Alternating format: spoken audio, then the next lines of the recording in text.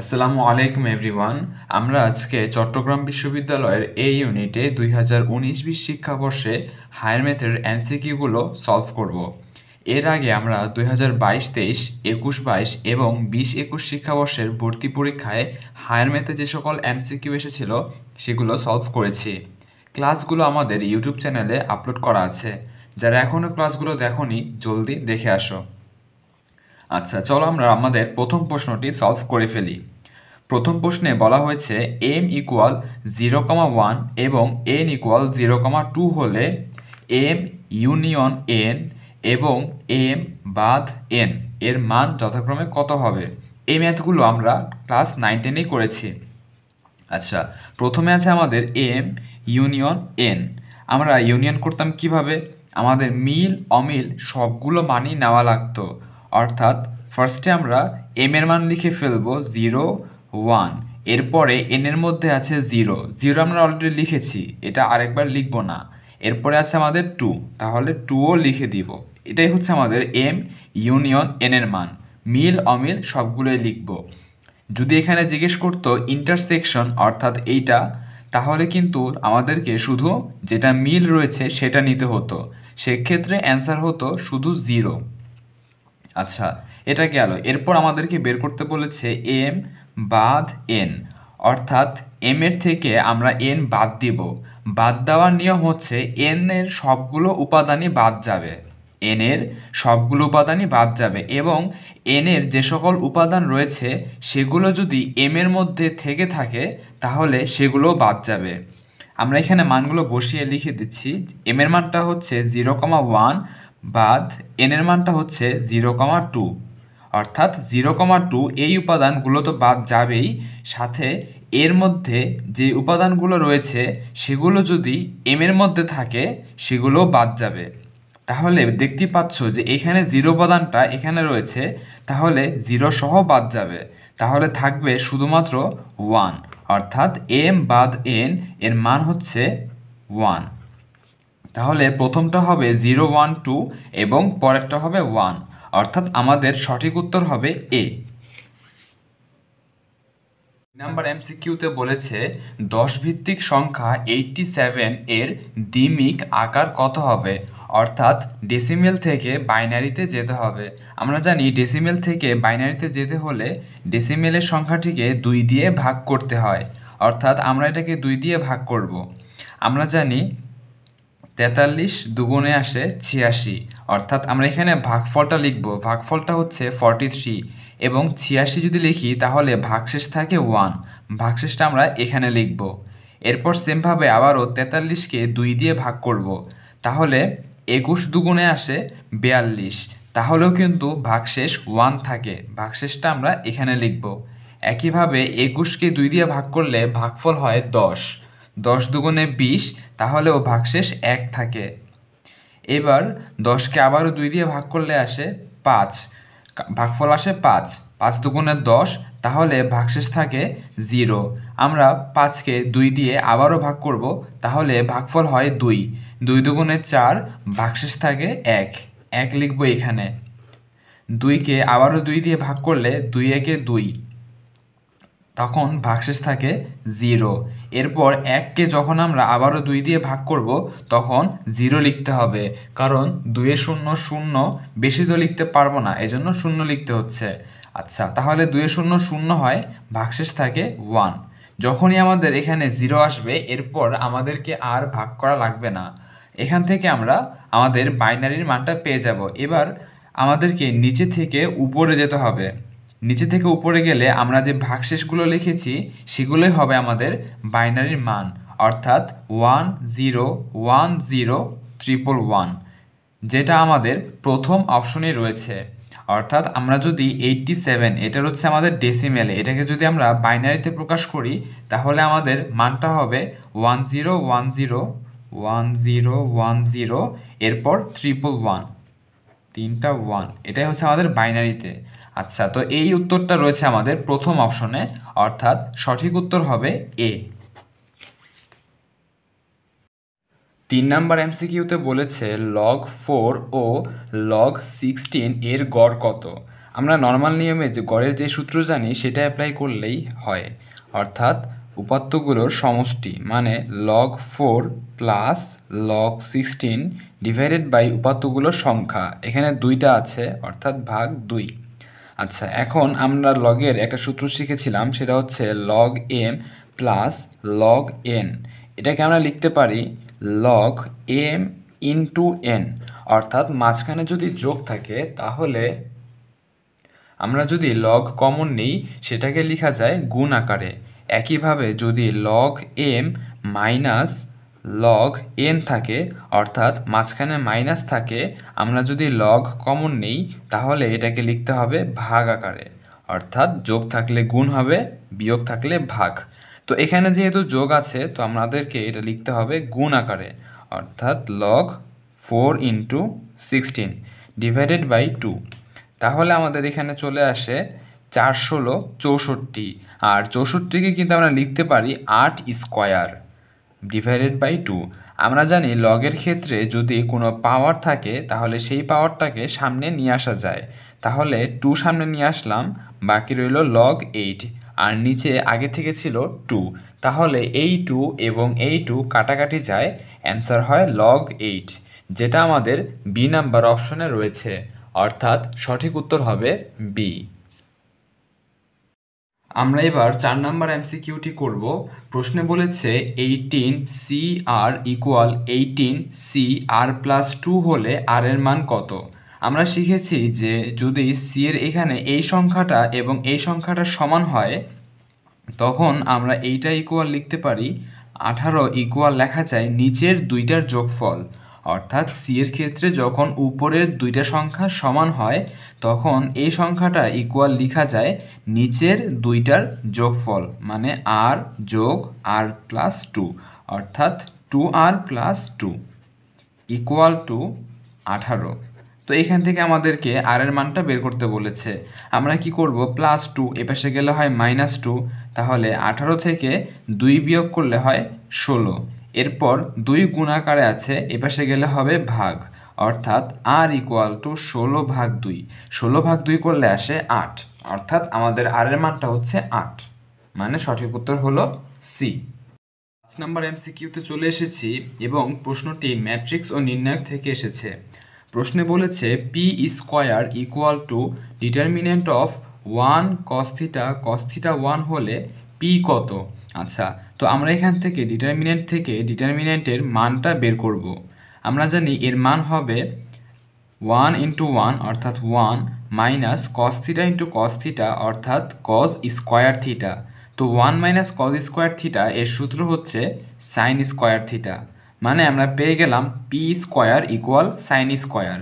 তাহলে পি এর মানটা হবে দুই পাশ থেকে আমরা রুট উঠিয়ে দিব, তাহলে হবে প্লাস মাইনাস সাইন থিটা, অর্থাৎ আমাদের সঠিক উত্তর হবে সি। আমাদের 6 নাম্বার এমসিকিউতে বলেছে এ ইকুয়াল একটা ম্যাট্রিক্স দেওয়া আছে এবং বি ইকুয়াল একটা ম্যাট্রিক্স দেওয়া আছে, আমাদেরকে এ আর বি গুণ করতে হবে। আমরা সবাই ম্যাট্রিক্সের গুণ করতে পারি, চলো গুণটি করা যাক।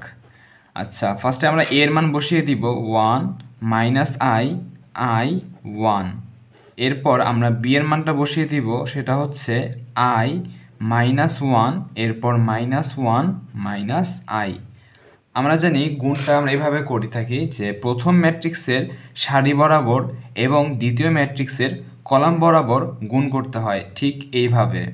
আচ্ছা, তো আমরা 1-এর সাথে আই গুণ করব, তাহলে আসে আই, এরপর এই আইয়ের সাথে এই -1 গুণ করব, অর্থাৎ প্রথম ম্যাট্রিক্স সারি বরাবর আগাবো এবং দ্বিতীয় ম্যাট্রিক্সের কলাম বরাবর নিচে নামবো, তাহলে 1 ইন্টু আই লিখেছি, এরপর আই ইন্টু -1 করলে আসে মাইনাস আই। একইভাবে আমরা এবার সামনের দিকে যাব, তাহলে 1 ইন্টু -1 তাহলে আসে -1, এরপর আই ইন্টু মাইনাস আই তাহলে আসে মাইনাস আই স্কোয়ার। আচ্ছা, মাইনাস আই স্কোয়ারটা এর সাথে হবে।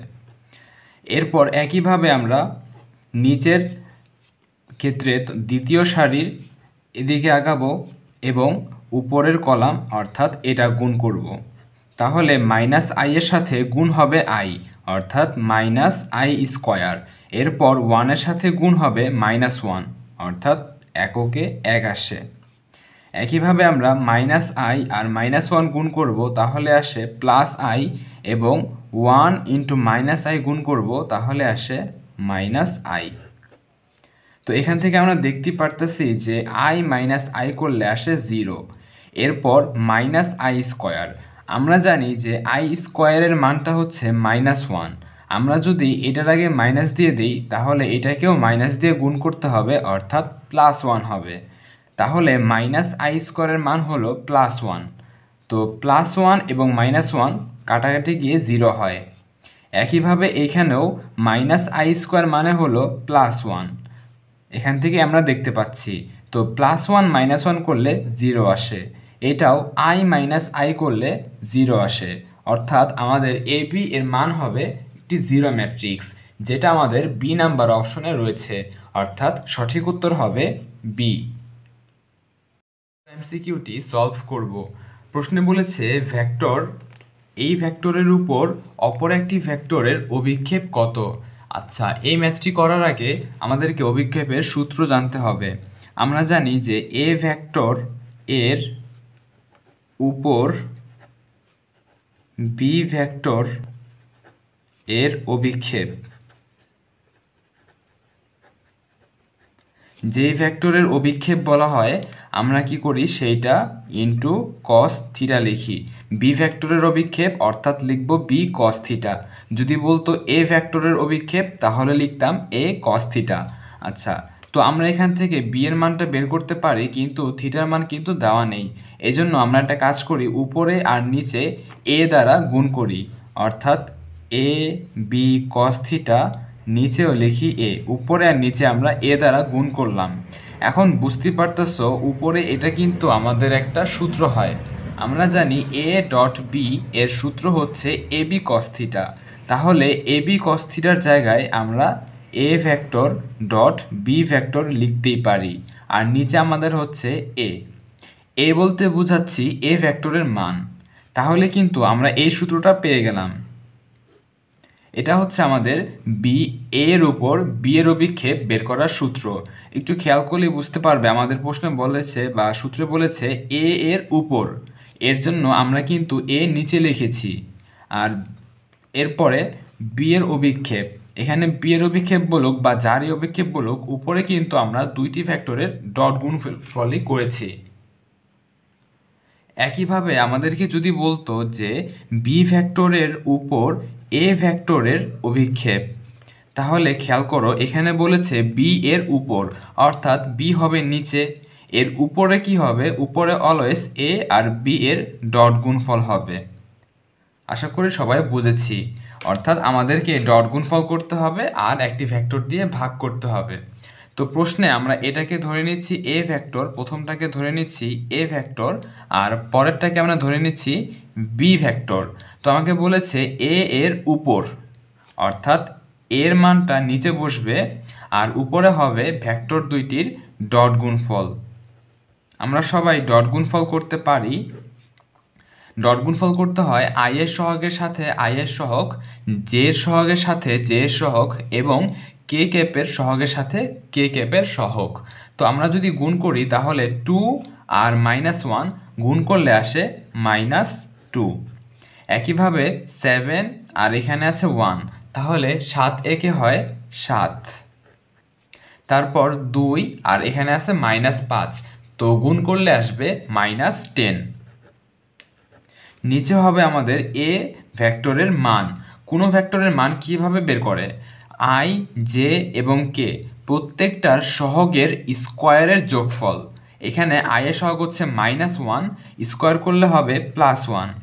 এরপর জে ক্যাপের সহগ হচ্ছে 7, এটাকে স্কোয়ার করলে হবে 49, প্লাস কে ক্যাপের সহগ হচ্ছে 2, স্কোয়ার করলে হবে 4। আচ্ছা, এরপর উপরে যদি আমরা যোগ বিয়োগ করি, তাহলে আসে 7 - 12, অর্থাৎ -5, ডিভাইডেড বাই নিচে আমাদের আসে 49 আর 1 50 যোগ 4, অর্থাৎ 54। আচ্ছা, তো 54কে আমরা এভাবে ভাঙাতে পারি যে 6 নং 54। 54কে লেখা যায় √6 গুণ 9। 54কে লেখা যায় √6 গুণ 9। এবার যদি আমরা 9কে রুট করি তাহলে বাইরে 3 আসে এবং ভিতরে 6 থেকে যায়, অর্থাৎ 3√6, আর উপরে হচ্ছে আমাদের -5। তার মানে আমাদের নির্ণয় অভিক্ষেপ হচ্ছে এইটা, -5/3√6, যেটা আমাদের ডি নাম্বার অপশনে রয়েছে, অর্থাৎ সঠিক উত্তর হলো ডি। আমরা এখন 8 নাম্বার এমসিকিউটি সলভ করব। এটি লিমিট থেকে এসেছে বলে মনে হচ্ছে, বাট এটা কিন্তু আমরা সহজেই অন্তরীকরণ করে করতে পারি। আমরা জানি যে মূল নিয়মে অন্তরজের সূত্র ছিল এরকম, অর্থাৎ ddx of function of x. মূল নিয়মে অন্তরজের ক্ষেত্রে আমরা এই সূত্রটা অ্যাপ্লাই করতাম। লিমিট h টেন্ডস টু 0, উপরে হচ্ছে function of x plus h minus function of x divided by h. দেখতেই পাচ্ছ এইটা আর এইটা কিন্তু একই সমীকরণ, অর্থাৎ আমরা এখান থেকে বুঝতে পারতেছি যে আমাদের ফাংশন অফ এক্সের মানটা হচ্ছে e⁻²x। আমরা যদি এইটা এবং এইটা কম্পেয়ার করি তাহলেই বুঝতে পারি ফাংশন অফ এক্সের মানটা হচ্ছে e⁻²x। তাহলে এটা বলতে কি বোঝাতো? এটা বলতে বোঝাতো ফাংশন অফ এক্সের ddx, অর্থাৎ এখানে ইনডাইরেক্টলি আমাকে e⁻²x-কে অন্তরীকরণ করতে বলতেছে, অর্থাৎ এইটা বের করতে বলেছে। এবার এটা আমরা সহজেই বের করতে পারি। আমরা জানি e⁻x-কে ddx করলে e⁻x-ই আসে। এখন x-এর যদি কোনো সহগ থাকে তাহলে অন্তরীকরণের ক্ষেত্রে x-এর সহগ দিয়ে গুণ করতে হয়, অর্থাৎ আমাদের উত্তর হচ্ছে 2e⁻²x, যেটা আমাদের ডি নাম্বার অপশনে রয়েছে, অর্থাৎ সঠিক উত্তর হলো ডি। চলো 9 নাম্বার এমসিকিউটি সলভ করা যাক। প্রশ্নে বলেছে ddx of loan sine x equal কত? আচ্ছা, দেখতেই পাচ্ছ এখানে কিন্তু আগে লন রয়েছে এবং পরে রয়েছে সাইন এক্স, অর্থাৎ আমাদেরকে সাইন এক্সকে এক্স ধরে নিতে হবে। তার মানে এটা হয় ddx অফ লন এক্স। আমরা সূত্র জানি যে ddx অফ লন এক্স এটা ইকুয়াল টু হচ্ছে 1/x। তাহলে এবার প্রশ্নে বলেছে ddx of loan sign x. আমরা এখানে চেইন রুল অ্যাপ্লাই করব, অর্থাৎ সাইন এক্সকে এক্স ধরে নিব। তাহলে ddx অফ লন এক্স এটা করলে আসবে 1/x, মানে 1/sin x। এবার আমরা সাইন এক্সকে এক্স ধরেছি, কিন্তু এটা তো আসলে এক্স না, এজন্য যেটাকে আমরা এক্স ধরবো সেটাকে পুনরায় আবারও ddx করতে হবে। এটাই হচ্ছে চেইন রুল। আচ্ছা, তাহলে 1/sin x into ddx of sign x. আমরা জানি সাইন এক্সকে ddx করলে আসে cos x।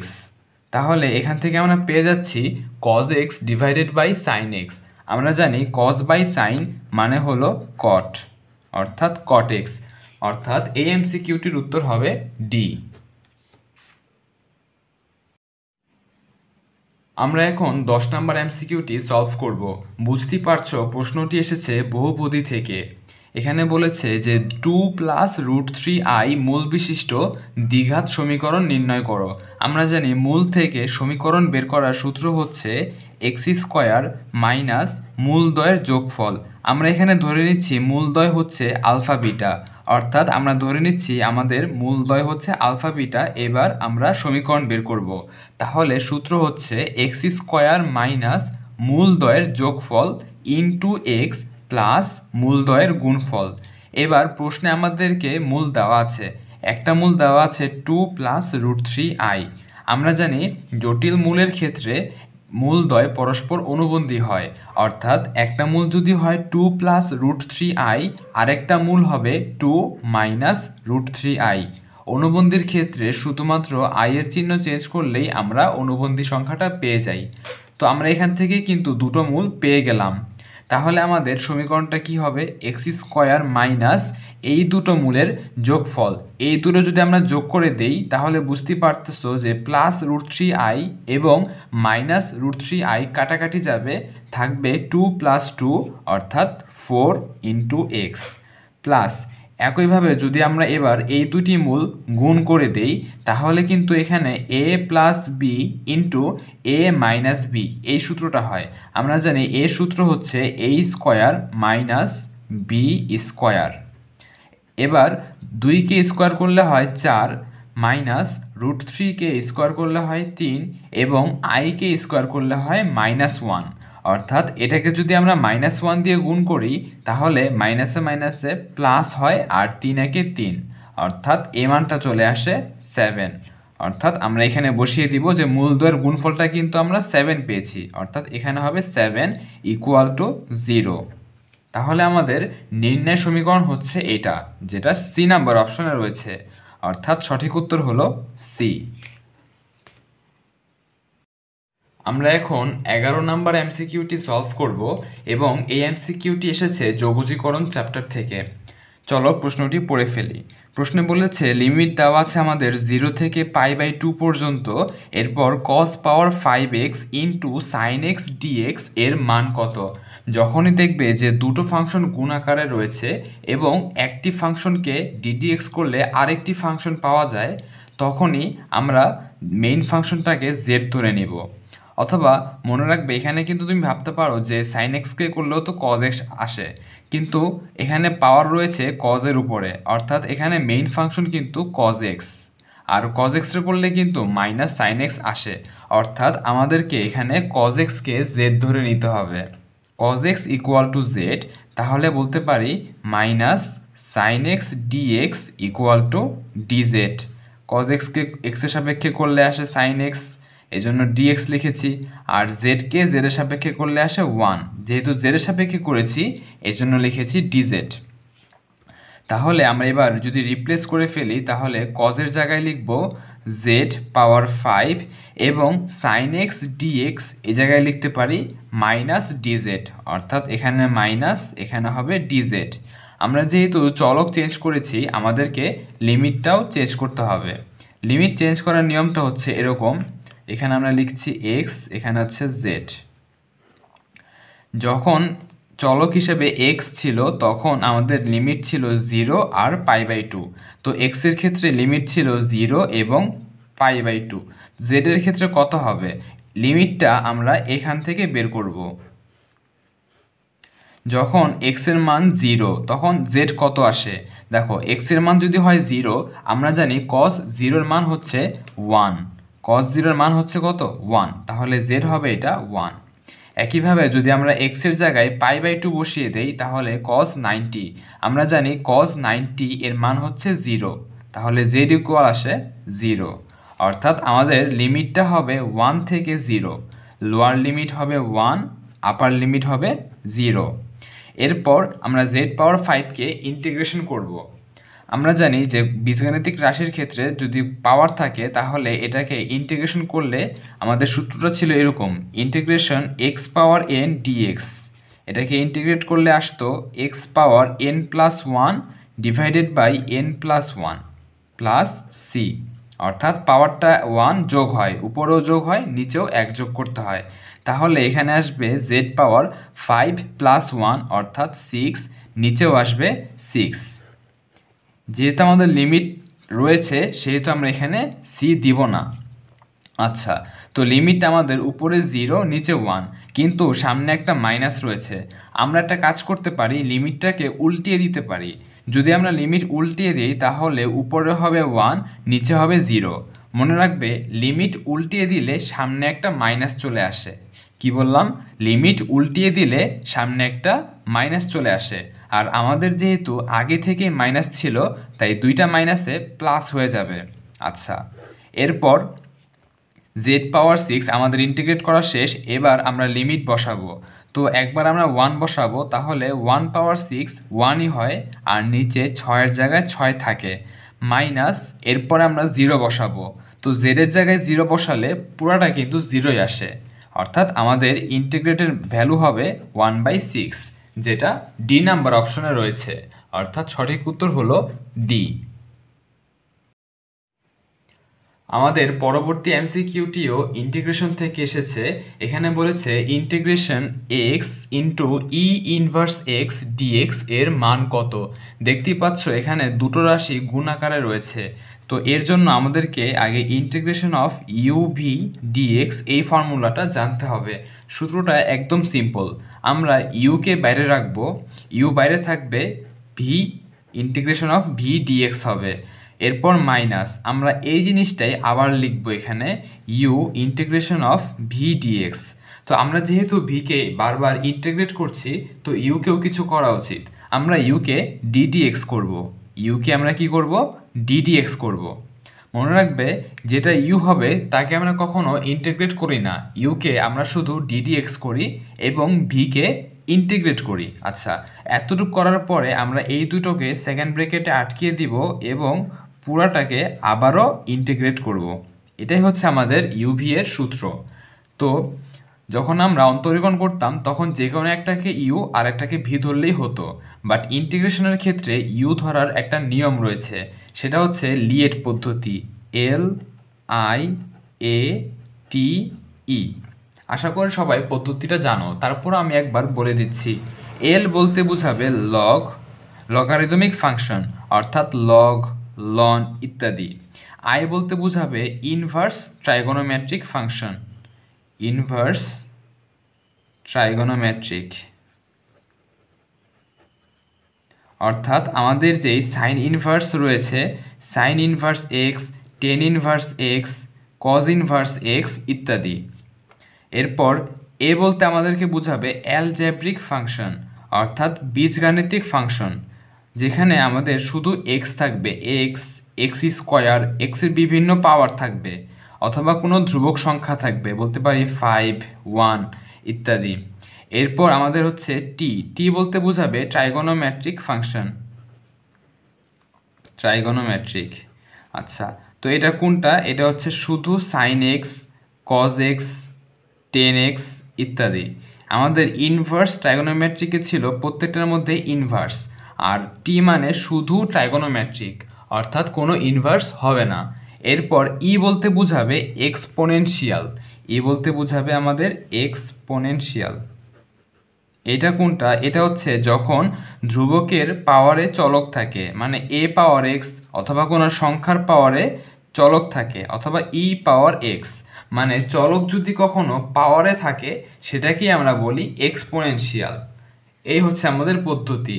তো এখানে আমরা কোনটাকে ইউ ধরবো, আমরা উপর থেকে নিচের দিকে নামবো, যেটাকে আগে পাবো সেটাই আমাদের ইউ হবে। দেখো এখানে যে এখানে কিন্তু দুটো আলাদা ফাংশন রয়েছে, এক্স, এক্স কিন্তু আমাদের অ্যালজেব্রিক ফাংশন অর্থাৎ এটা। এরপর আমাদের রয়েছে ই ইনভার্স এক্স অর্থাৎ চলক পাওয়ারে রয়েছে, এটা কিন্তু আমাদের এক্সপোনেনশিয়াল ফাংশন অর্থাৎ এইটা। তো বুঝতে পারতেছো কোনটা আগে আসে, অ্যালজেব্রিকটাকে কিন্তু আগে আসে অর্থাৎ এক্স আগে আসে। তো যেটা আগে আসে আমরা সেটাকে ইউ ধরবো এবং বাকিটাকে ভি ধরবো। এরপর আমরা এখানে সূত্র অ্যাপ্লাই করব।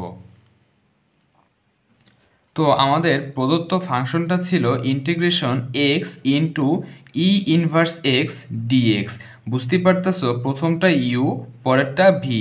আমরা এখানে এই সূত্রটা লিখেছিলাম, অর্থাৎ বাইরে ইউ থাকবে, ইন্টিগ্রেশনের ভিতরে হবে ভি ডিএক্স মানে ই ইনভার্স এক্স ডিএক্স। এরপর মাইনাস ইন্টিগ্রেশনের ভিতরে আমরা ইউকে ডিডিএক্স করব, অর্থাৎ এক্সকে ডিডিএক্স করব। আমরা জানি এক্সকে ডিডিএক্স করলে আসে 1, তো এই পার্টটুকুর মান 1 হয়ে গেল। এরপর আমরা ভিকে ইন্টিগ্রেট করব, ভি হচ্ছে আমাদের ই ইনভার্স এক্স। আমরা জানি ই ইনভার্স এক্সকে ইন্টিগ্রেট করলে ই ইনভার্স এক্সই থাকে, কিন্তু এক্সের সহগ যেহেতু -1 এই জন্য মাইনাস দিয়ে ভাগ করতে হবে, তখন মাইনাসে আর এ মাইনাসে এটা প্লাস হয়ে যাবে, অর্থাৎ আমাদের ডিডিএক্স করাও শেষ, ইন্টিগ্রেট করাও শেষ। এরপর আমরা এই ডিএক্সটা এখানে লিখে দিব। আচ্ছা, এরপর এখানে আমাদের ইন্টিগ্রেট করা বাকি রয়েছে ই ইনভার্স এক্সকে ইন্টিগ্রেট করলে আসে ই ইনভার্স এক্স, এবং যেহেতু এক্সের সহগ -1 তো -1 দিয়ে ভাগ করতে হবে, অর্থাৎ সামনে একটা মাইনাস আসবে। এরপর প্লাস আমাদেরকে ই ইনভার্স এক্সকে আবারও ইন্টিগ্রেট করতে হবে, তাহলে ই ইনভার্স এক্স আসবে, কিন্তু এক্সের সহগ যেহেতু -1, তো -1 দিয়ে ভাগ করতে হবে, প্লাস সি।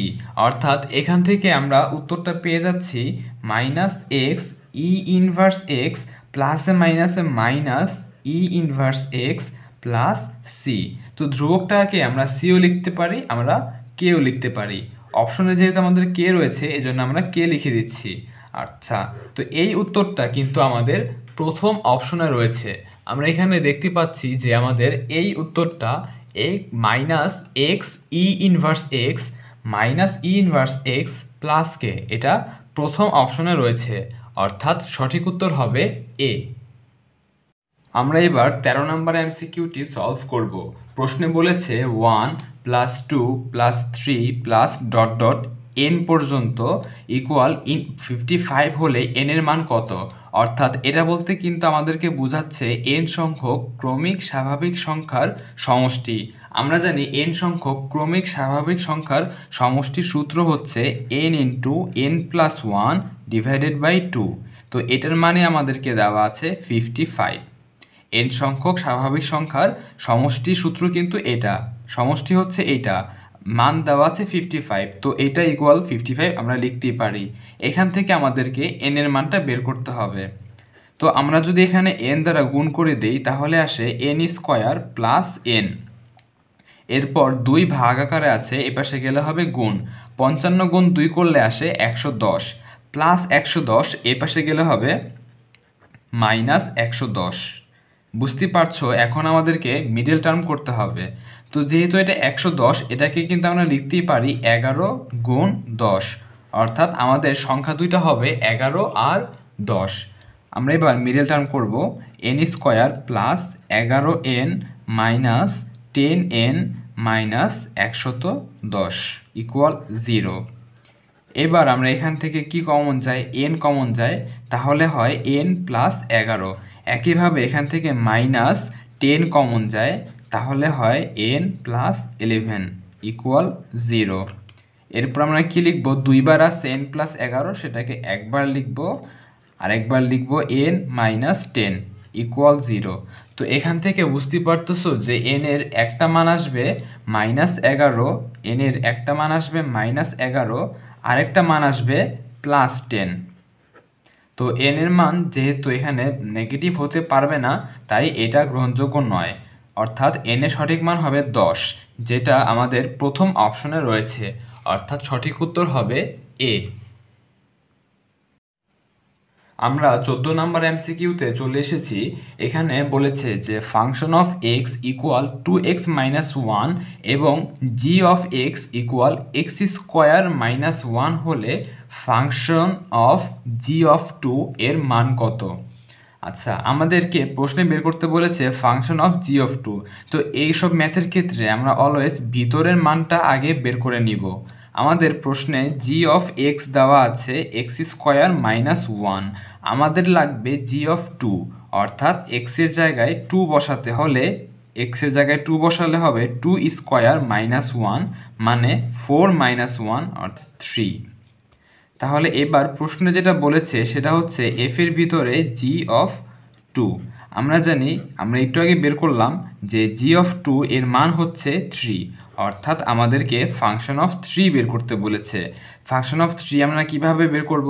আমাদের যেহেতু ফাংশন অফ x দেওয়া আছে, এখানে x এর জায়গাতে 3 বসালেই কিন্তু আমরা ফাংশন অফ 3 পেয়ে যাই, অর্থাৎ 2 গুণ x এর জায়গায় বসাবো 3, 2 গুণ 3 - 1, অর্থাৎ 3 দুগুণে 6 - 1 অর্থাৎ 5, যেটা আমাদের সি নাম্বার অপশনে রয়েছে, অর্থাৎ সঠিক উত্তর হলো সি।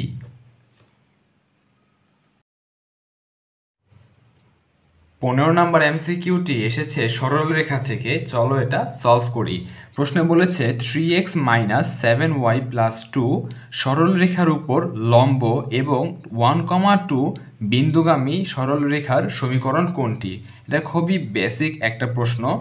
আমরা জানি যে ax + by + c = 0। এই রেখার উপরে লম্ব রেখার সমীকরণ হবে এরকম।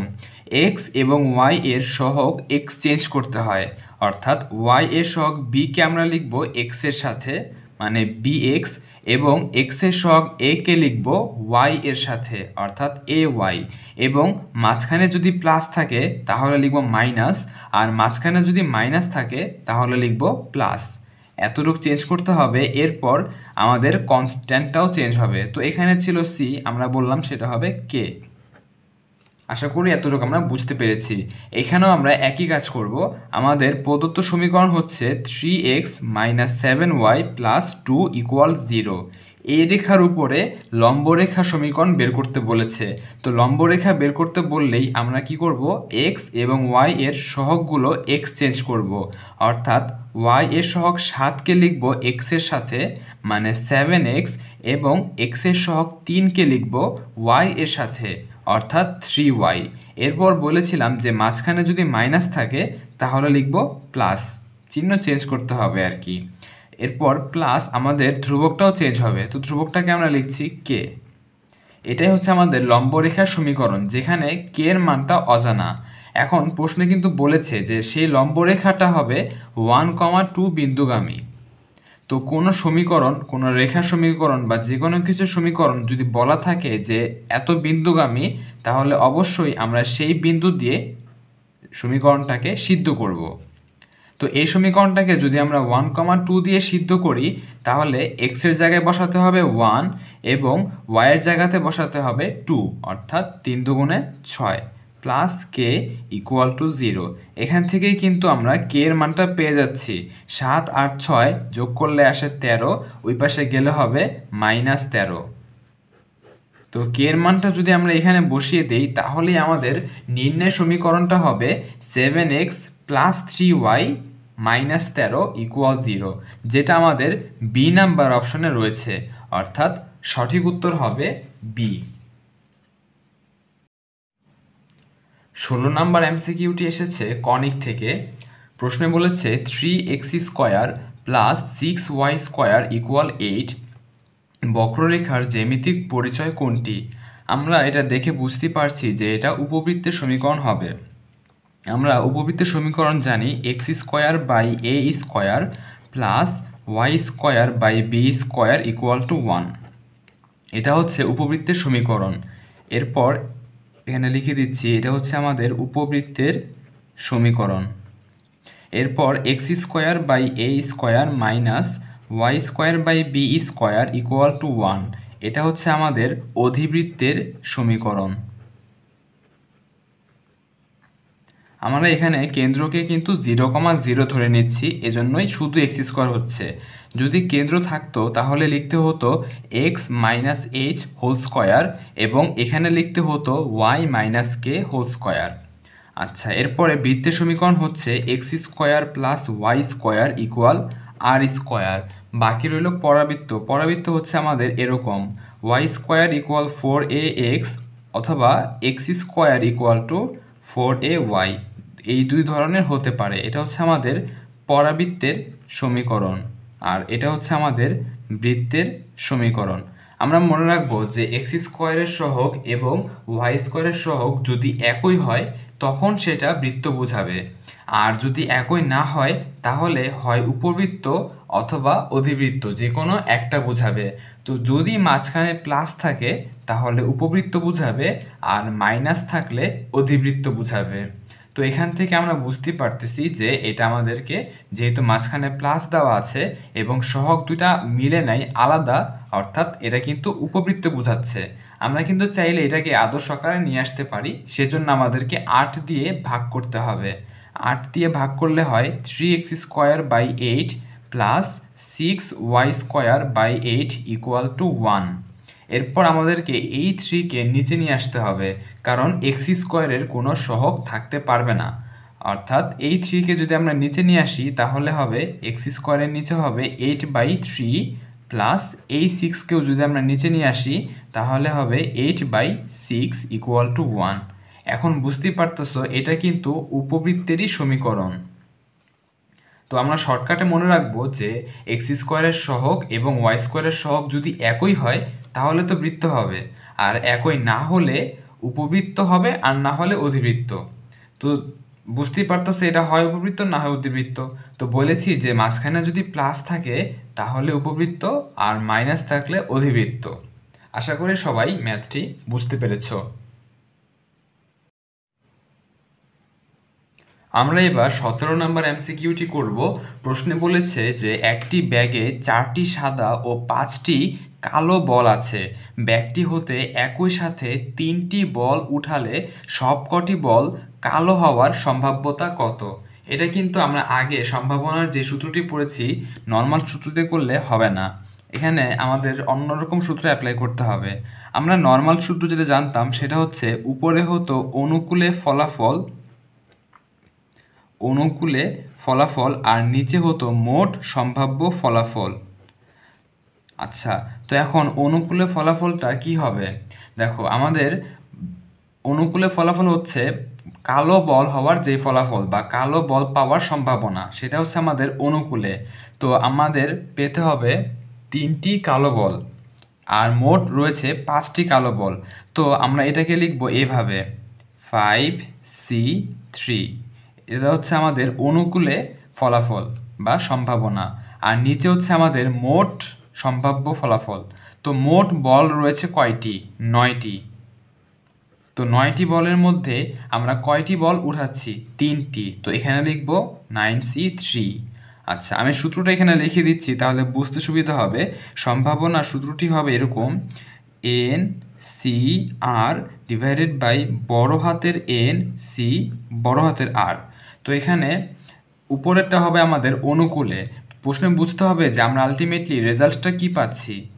আমাদের রেজাল্টটা হচ্ছে কালো বল পাওয়ার যে সম্ভাবনা সেটা। তো কালো বল আছে কয়টা? কালো বল আছে 5টা।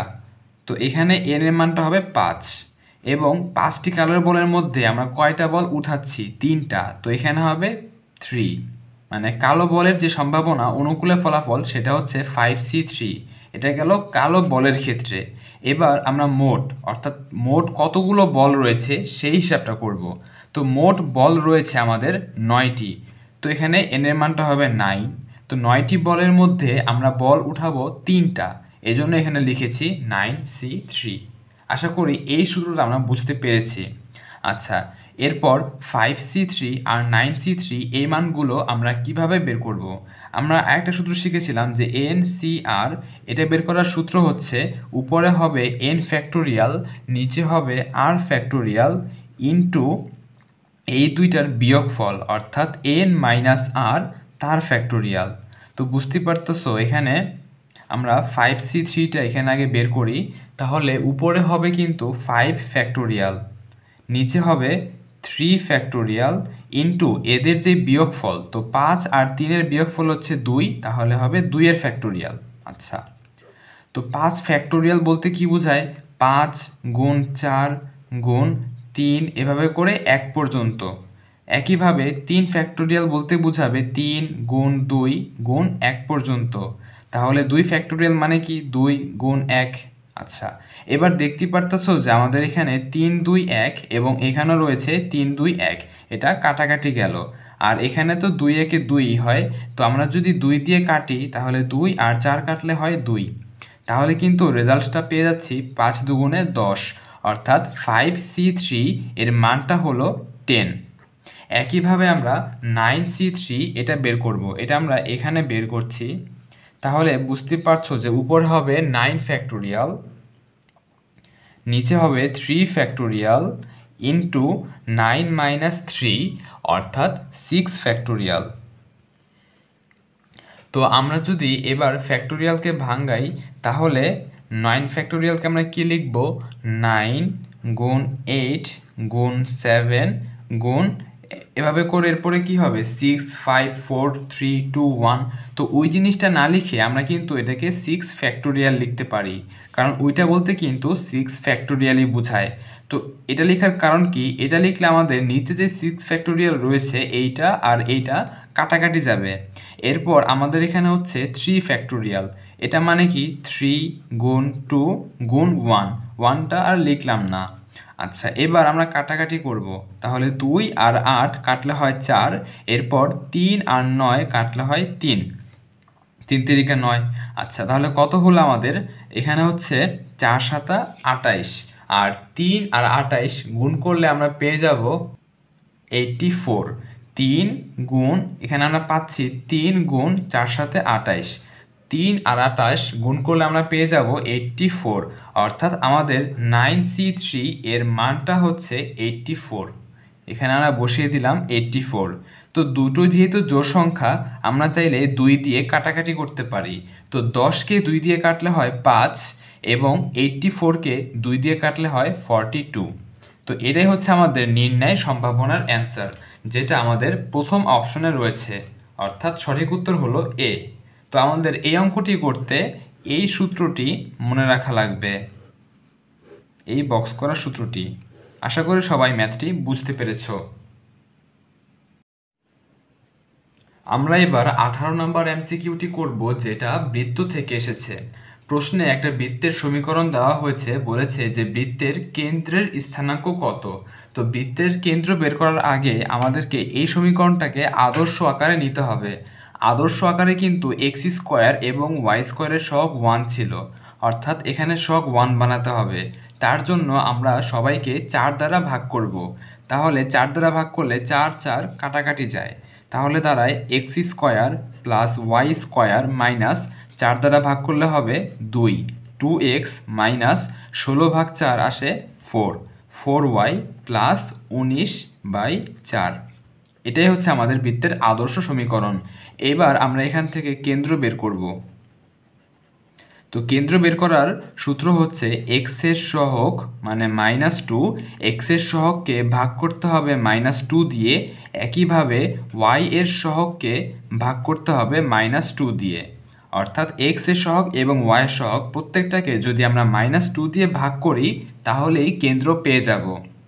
তো -2 ভাগ -2 করলে আসে 1, এবং এখানে মাইনাস মাইনাস কাটা 4/2 করলে আসে 2, অর্থাৎ আমাদের কেন্দ্র হচ্ছে 1,2, যেটা সি নাম্বার অপশনে রয়েছে, অর্থাৎ সঠিক উত্তর হলো সি। আমরা 19 নাম্বার এমসিকিউতে চলে এসেছি।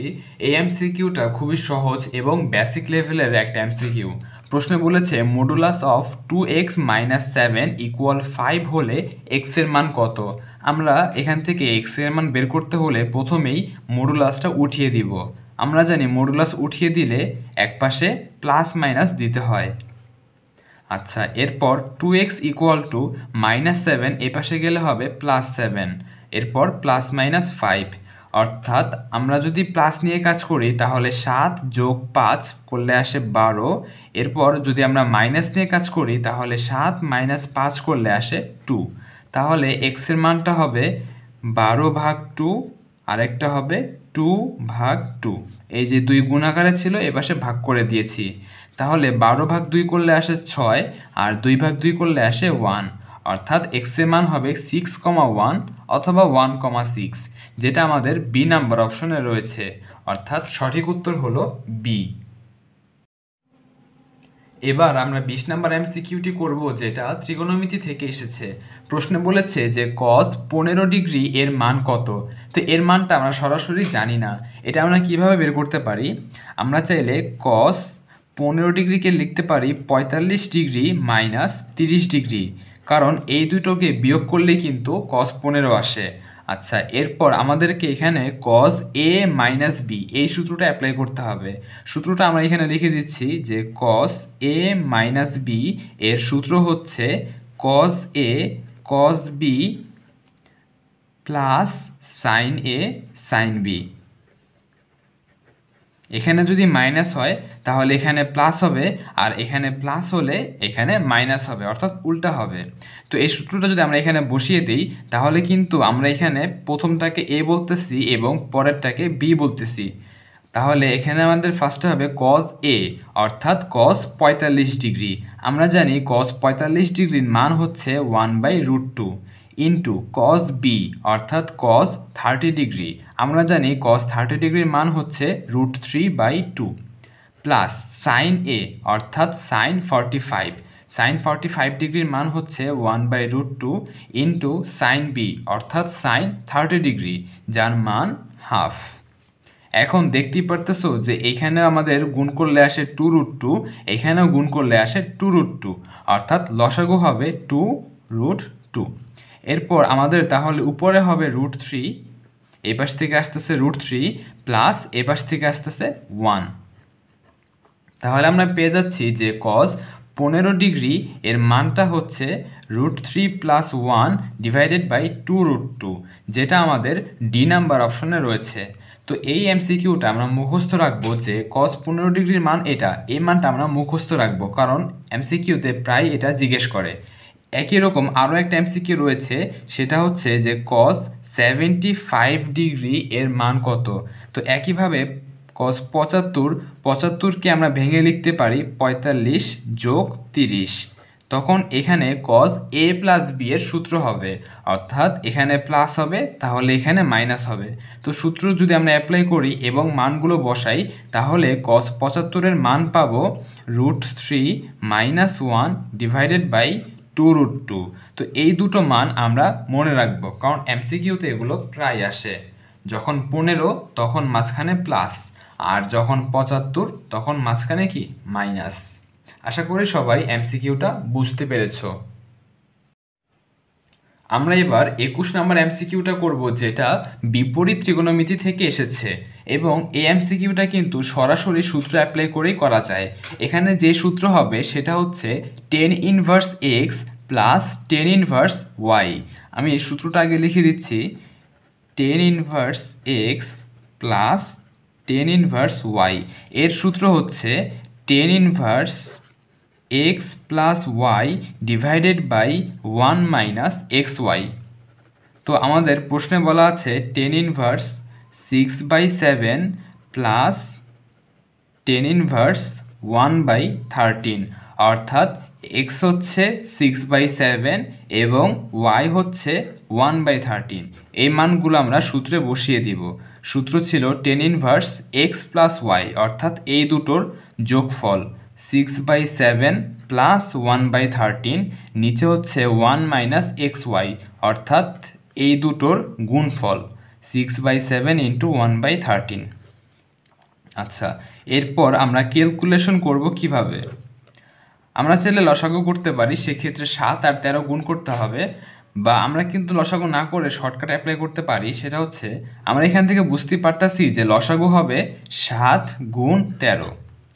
তো লসাগু না করে আমরা একটা কাজ করি, উভয় পক্ষকে মানে লব এবং হরকে এই জিনিসটা দিয়ে গুণ করি, তাহলে কিন্তু হয়ে যায়।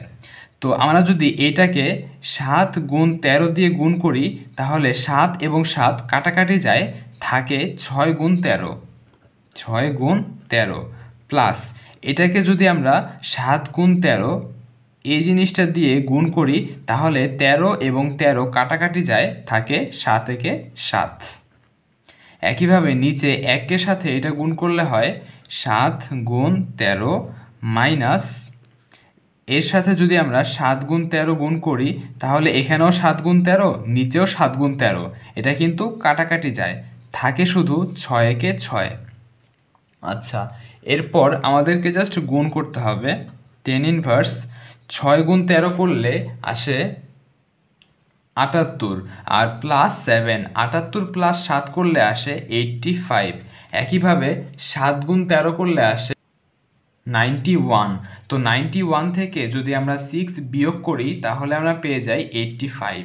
তাহলে বুঝতেই পারতেছো 85 আর 85 কাটাকাটি করলে আমাদের কাছে থাকে tan ইনভার্স 1। আমরা জানি tan ইনভার্স 1 এর মান হচ্ছে 45 ডিগ্রি অথবা π/4। তাহলে আমাদের সঠিক উত্তর হবে বি, π/4। 22 নম্বর এমসিকিউটি এসেছে জটিল সংখ্যা থেকে। প্রশ্নে বলেছে জটিল সংখ্যা এত এর মান কত, অর্থাৎ এটাকে সিম্পলিফাই করতে বলছে। তো আমরা জানি জটিল সংখ্যার ক্ষেত্রে ভগ্নাংশ থাকলে সেটাকে সিম্পলিফাই করার নিয়ম হচ্ছে হরের অনুবন্ধী দিয়ে লব ও হরকে গুণ করা। তো আমরা ফার্স্টেই প্রশ্নটা তুলে নিচ্ছি, 3 + 4i আর নিচে হচ্ছে 4 - 3i। তো আমাদের হর হচ্ছে এটা 4 - 3i, এর অনুবন্ধী হবে 4 + 3i। তো আমরা কি করব, উপরে আর নিচে 4 + 3i দিয়ে গুণ করব, এটাই হচ্ছে নিয়ম। তাহলে উপরে এখন আমাদেরকে গুণ করতে হবে। গুণ করার নিয়ম একদম সিম্পল। ফার্স্টে 3 দিয়ে সবাইকে গুণ করতে হবে। তাহলে 3 4 12 প্লাস 3 3 9 9i প্লাস এবার 4i দিয়ে গুণ করতে হবে।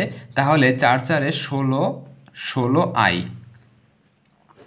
এরপর প্লাস 3 4 12 প্লাস 3 4 12 এবং i আর i গুণ করলে আসে i স্কোয়ার। নিচে দেখো আমাদের a plus B into a minus B এই সূত্রটা হয়, অর্থাৎ a square minus B square. এরপর আমরা এখানে জাস্ট যোগ বিয়োগ করব। 12 16i আর 9i যোগ করলে আসে 25i। আর আমরা জানি আই স্কোয়ারের মানটা হচ্ছে -1, তাহলে 12 আর -1 গুণ করলে আসে -12 ডিভাইডেড বাই 4কে স্কোয়ার করলে আসে 16 মাইনাস 3কে স্কোয়ার করলে আসে 9 এবং আই স্কোয়ার মানে হচ্ছে -1, তো মাইনাসে মাইনাসে এখানে হয়ে যাবে প্লাস। এরপর দেখতে পাচ্ছ যে আমাদের এখানে 12 এবং 12 কাটাকাটি যায়, তাহলে উপরে থাকে 25i আর নিচে যোগ করলে আসে 25। তাহলে কিন্তু 25 25 কাটাকাটি যায়, থাকে শুধু i, অর্থাৎ এই পুরো রাশিটার মান হচ্ছে i, অর্থাৎ আমাদের অ্যান্সার হলো সি। 23 নম্বর এমসিকিউতে বলেছে 1500 মিটার প্রশস্ত একটি নদী ঘন্টায় 5 কিলোমিটার বেগে প্রবাহিত হচ্ছে। একজন সাঁতারু ঘন্টায় 6 কিলোমিটার বেগে সাঁতার কেটে ন্যূনতম কত সময়ে নদীটি পার হতে পারবে? তো আমাদের এখানে কিন্তু ফার্স্টেই নদীর প্রশস্ত অর্থাৎ ডি এর মানটা, নদীর প্রস্থর মানটা দেওয়া আছে 1500 মিটার। বাকি মানগুলো যেহেতু কিলোমিটারে আছে, তো আমরা এটাকে 1500কে 1000 দিয়ে ভাগ করলে পেয়ে যাব 1.5 কিলোমিটার। এরপর আমাদেরকে দেওয়া আছে যে নদী ঘন্টায় এত বেগে প্রবাহিত হয়, অর্থাৎ স্রোতের বেগ ইউ এর মানটা দেওয়া আছে 5 কিলোমিটার পার আওয়ার। এরপর সাঁতারুর বেগ দেওয়া আছে V equal to 6 kilometre per hour. আমাদেরকে জিজ্ঞেস করছে যে ন্যূনতম কত সময় নদী পার হতে পারবে। আমরা জানি যে নদী পার হওয়ার ক্ষেত্রে সময় T equal to D by V sine alpha. তো এখানে যেহেতু বলেছে ন্যূনতম, অর্থাৎ টি এর মানটা মিনিমাম হতে হবে। তো টি এর মানটা যদি মিনিমাম হতে হয়, সেক্ষেত্রে সাইন আলফার মানটা সর্বোচ্চ হতে হবে। কারণ দেখে বুঝতে পারতেছো এখানে দুটো জিনিস কিন্তু ব্যস্তানুপাতিক আকারে রয়েছে, অর্থাৎ আমরা যদি সর্বনিম্ন টি বের করতে চাই, তাহলে সাইন আলফা এর মানটা হতে হবে সর্বোচ্চ।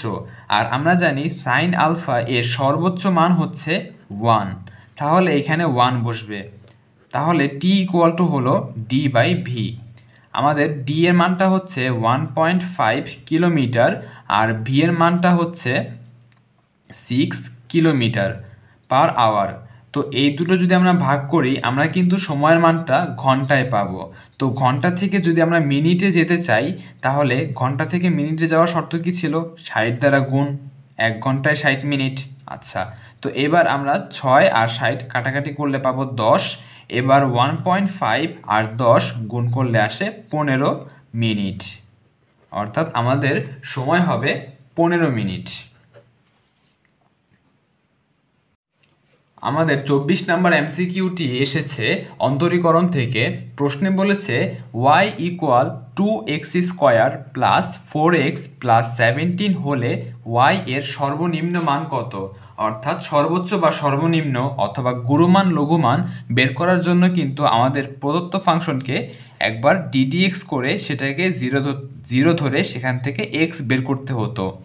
তো আমাদের y ইকুয়াল দেওয়া আছে এই রাশিটা, আমরা কি করব? dy বাই dx বের করব। তাহলে 2 এর জায়গায় 2 আর x স্কোয়ারকে করলে আসে 2x, অর্থাৎ 2x স্কোয়ার এটাকে ddx করলে আমরা পেয়ে যাব 4x প্লাস 4xকে ddx করলে আসে 4। আচ্ছা, তো আমরা dy বাই dx পেয়ে গেলাম। তো সর্বোচ্চ বা সর্বনিম্ন মানের জন্য dy by dx equal to হয় 0।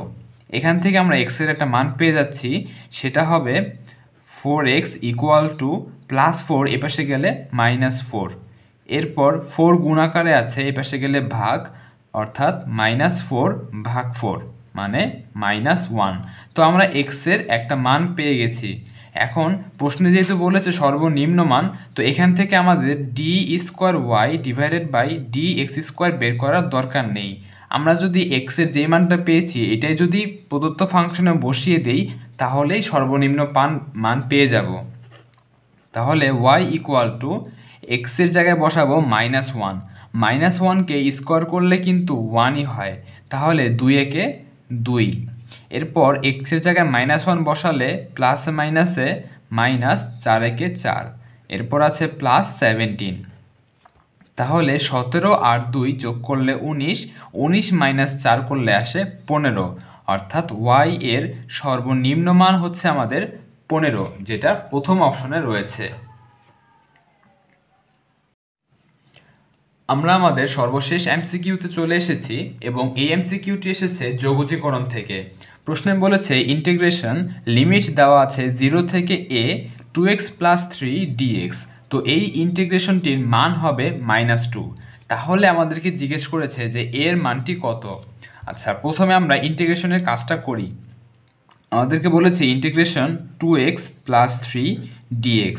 তো আমরা যদি 2xকে ইন্টিগ্রেশন করি তাহলে 2 এর জায়গায় 2 বসবে, এরপর xকে ইন্টিগ্রেশন করলে হবে x² ডিভাইডেড বাই 2। তাহলে এই 2 আর এই 2 কাটাকাটি যায়। এরপর +3, 3কে ইন্টিগ্রেশন করলে হবে 3x।